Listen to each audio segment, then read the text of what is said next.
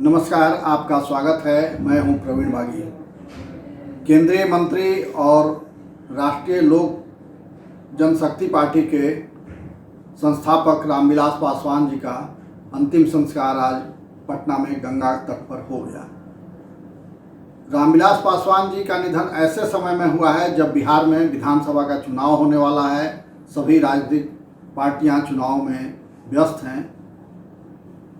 उनके निधन का बिहार की राजनीति पे, खास करके विधानसभा चुनाव पे क्या असर पड़ेगा, क्या परिस्थितियां उत्पन्न होंगी, हम इस पर अभी चर्चा करेंगे। चर्चा के लिए हमारे साथ मौजूद हैं बिहार के वरिष्ठ पत्रकार और देश प्राण अखबार के संपादक अनिल विभाकर जी। विभाकर जी, आपका स्वागत है। रामविलास पासवान जी कई मायनों में खास थे। खास ये थे कि बहुत नीचे से उठ करके वो शिखर तक पहुँचे थे और अपने स्वभाव से उन्होंने एक ऐसा समर्थकों का समूह तैयार किया था जिसका कोई सानी नहीं था। कभी वो किसी के खिलाफ कटु शब्दों का प्रयोग नहीं करते देखे गए, ना ही दल को किसी गठबंधन से अलग होते समय कोई कटुता पैदा की, न किसी गठबंधन में शामिल होने के बाद कटुता आपस में रही।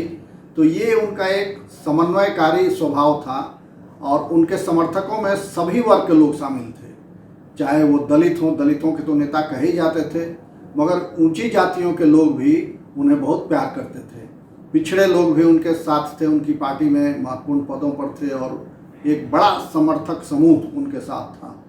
आमतौर पर यह देखा जाता है कि दलित नेता ऊंची जातियों के खिलाफ कटु शब्दों का प्रयोग करते हैं। उनके खिलाफ उनके मन में एक तरह का गुस्सा, एक तरह का आक्रोश होता है, मगर रामविलास जी में ऐसा नहीं था।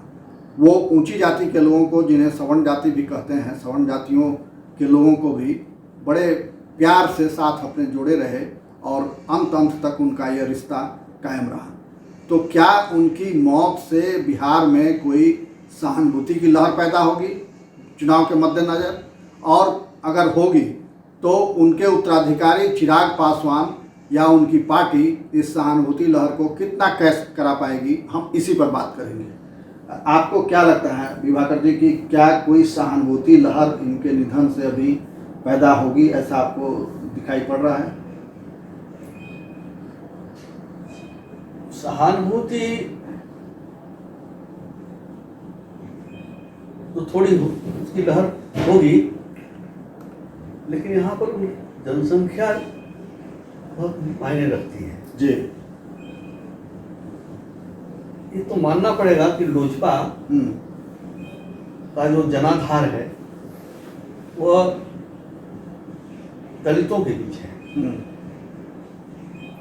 वो सवर्णों की पार्टी या और लोगों की पार्टी नहीं थी, वो लोजपा दलितों की पार्टी है। बावजूद इसके, चूंकि रामविलास जी का स्वभाव समावेशी स्वभाव, तो उनके प्रति हर वर्ग में, हर जाति में उनके लोग प्रशंसक थे, उनके समर्थक थे। सबका बढ़िया जो मिला जुला के चलते थे, समावेशी। इसलिए मैंने कहा समावेशी स्वभाव है। तो इनके निधन से व्यापक पैमाने पर लोग आहत हुए हैं। इसलिए सहानुभूति लहर तो चुनाव में होगी जी, लेकिन इसका आनुपातिक असर होगा। ऐसा नहीं मतलब जहाँ समर्थक ज्यादा है वहाँ ज्यादा असर होगा, वहाँ कम दिखेगा। हाँ, आनुपातिक असर होगा। मगर असर होगा जी। और इसका लाभ लोजपा को कुछ न कुछ जरूर मिले। उसका मत बढ़ेगा, उसकी सीटों की संख्या बढ़ेगी, ये लाभ लोजपा को मिलने जा रहा है। मगर ये इस पर भी तो डिपेंड करेगा कि कितना वो कैश करा पाते हैं, उनकी पार्टी या चिराग पासवान उस सहानुभूति के भाव को कितना कैश करा पाते हैं, उसको कितना वोट में तब्दील करा पाते हैं, इस पर भी तो डिपेंड करेगा। ये तो कैश सहानुभूति जब होती है तो वो कराने की जरूरत नहीं पड़ती है जी। जब सहानुभूति है तो कोई ऐसा करेगा तब सहानुभूति मिलेगी, ऐसा नहीं होता है। सहानुभूति जब है तो कैश कराने का प्रयास नहीं करना पड़ेगा, उसको भुनाने का प्रयास नहीं करना पड़ेगा जी।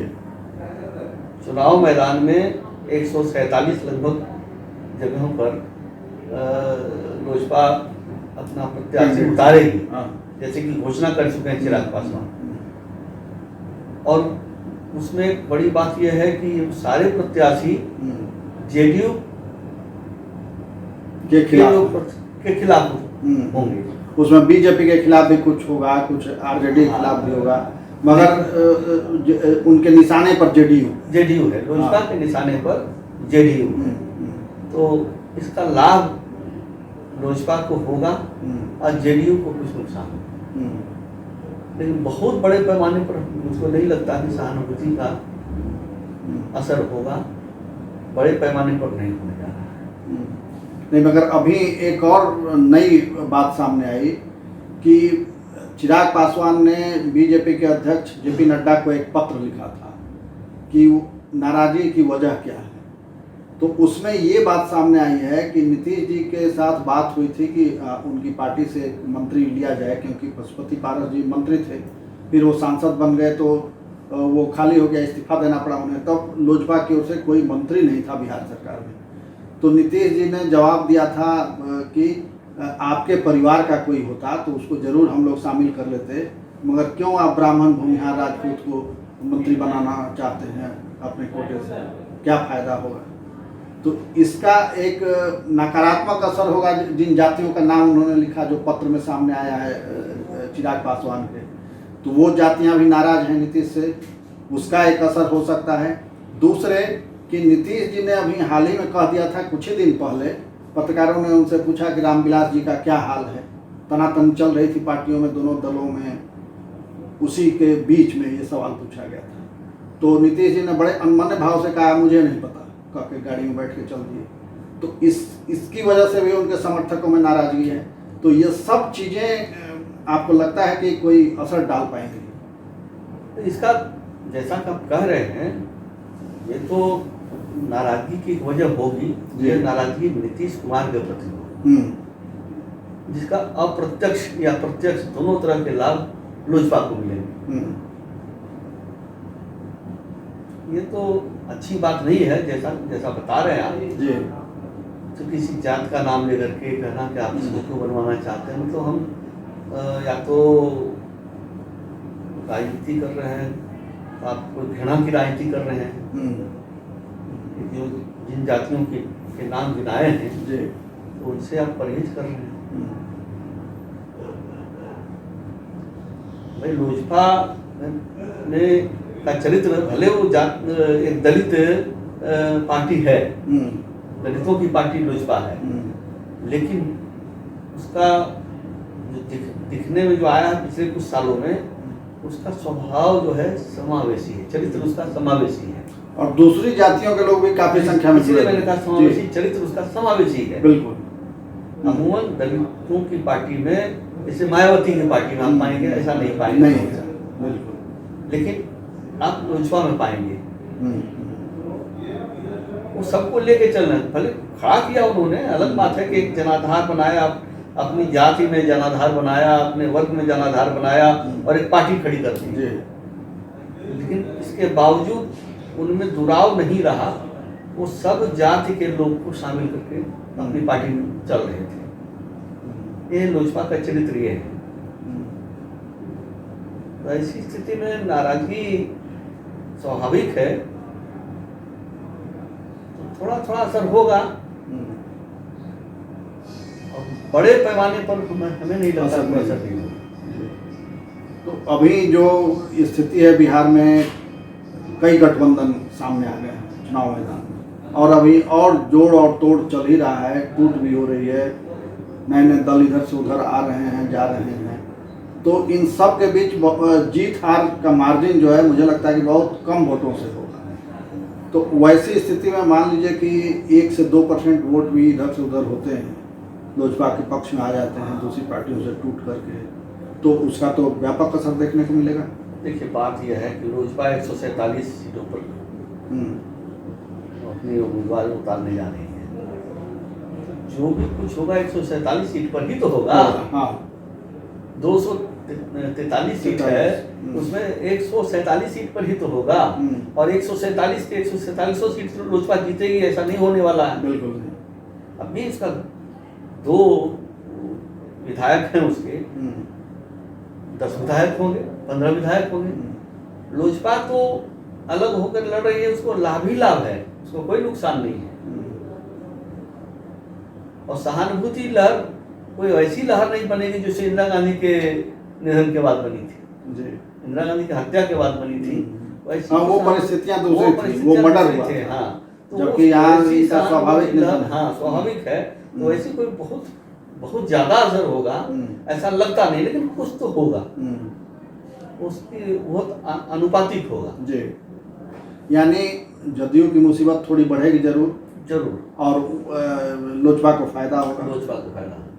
तो ये स्थिति स्पष्ट है, जैसा कि विभाकर जी भी मान रहे हैं कि जदयू की मुसीबत बढ़ेगी और लोजपा को इसका फायदा होगा। तो जदयू की मुसीबत बढ़ेगी, यानी कि उसके साथ एनडीए में है वो जदयू, और बीजेपी उसके साथ मिलकर के चुनाव लड़ रही है, मुकेश सहनी और जीतन राम मांझी भी हैं इस गठबंधन में। तो ये सब मिला के कहीं गठबंधन ये जो एनडीए है उसकी सीटें कम ना हो जाएं, तो ये एक नया राजनीतिक एंगल, एक नई राजनीतिक परिस्थिति बिहार में पैदा हो सकती है कि एनडीए की सीटें कुछ कम हो जाएं, इसलिए कि जदयू के खिलाफ जो नाराजगी है उसका, और लोजपा के साथ जो सहानुभूति वोट थोड़ा सा ऐड हो जाएगा, तो वो वोट कटेगा नीतीश कुमार जी का, जदयू का वोट कटेगा और वो ऐड होगा लोजपा के साथ। तो इस संदर्भ में नई राजनीतिक परिस्थिति भी बिहार में बन सकती है, और आगे देखिए कि क्या होता है, मतदाता क्या फैसला करते हैं, हमें उसकी प्रतीक्षा करनी चाहिए। आपने समय दिया इसके लिए बहुत बहुत धन्यवाद। हमारी बातचीत यहीं समाप्त होती है। नमस्कार। चलेगी परिवर्तन की बयार या बनी रहेगी एनडीए सरकार? युवा तेजस्वी का होगा नाम या अनुभवी नीतीश आएंगे काम? बिहार का महासंग्राम सिर्फ एचएस न्यूज पर। देश और दुनिया से जुड़ी सभी प्रमुख खबरों के लिए हमारे चैनल को सब्सक्राइब करें और लेटेस्ट वीडियो पाने के लिए बेल आइकन को जरूर दबाएं। साथ ही हमारे वीडियो को लाइक और शेयर करना ना भूलें।